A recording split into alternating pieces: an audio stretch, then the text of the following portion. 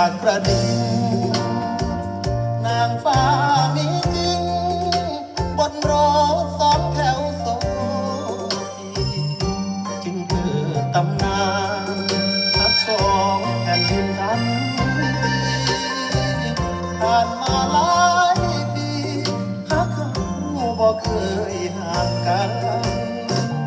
บ้านโคงเจริญคือหังหักเขาสองค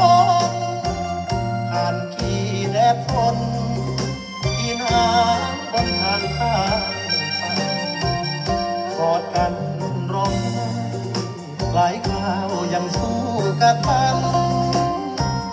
หยัดยืนข้างกันแม้ว่ายังปานตาย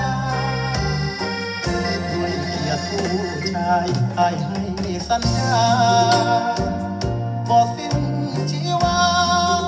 แม้ดาวจะหามาให้จะรักษาลาให้ทั้งชีวิตบ่าวไทยขอบคุณ